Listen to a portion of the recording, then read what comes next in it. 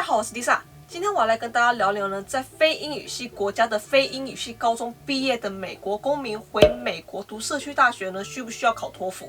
娃娃 TV。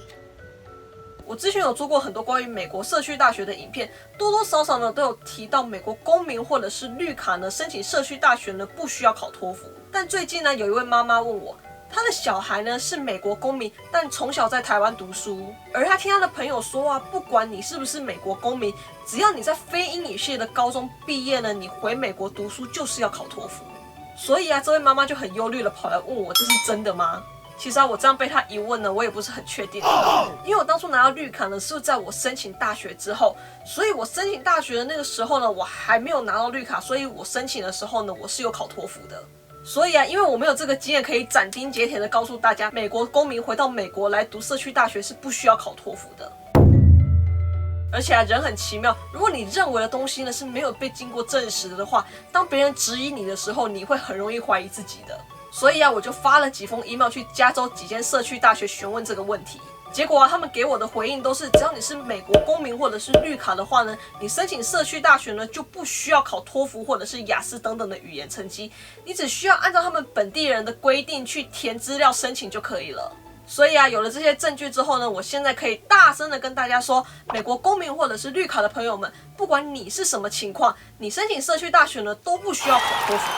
当然啊，美国很大，我不保证全美都是一样的。但在加州呢，社区大学基本上都是差不多的，就是说你不需要考托福啦。那好啦，那位妈妈的朋友说的又是怎么回事呢？我想了一下啦，她指的应该是4年制大学吧。如果你是直接要读4年制大学的话啦，好像不管你是不是美国公民啦，只要你是从非英语系的高中毕业的话，好像就是要考托福啦。其实这个我没有那么确定啊，我也没有发 email 去问过。有兴趣的朋友可以自己发封 email 去问问看你想申请的学校。毕竟美国大学很多啊，公立私立的规定可能都不一样，有些可能会要你考，有些可能就不会要你考，我也不是很确定啊。那社区大学呢跟4年制大学呢，他们不太一样啦。社区大学呢基本上是每个美国公民跟绿卡人士都能去上的学校，而且不管你年纪多大，基本上是只要申请就可以去上了。那虽然社区大学没有要求公民要提供托福等等的语言成绩，但如果你进入社区大学呢，要上英文课的话呢，那你就需要考一个英文的 placement test 英文能力测验，然后学校会依照你的程度来告诉你需要上哪个层级的英文课。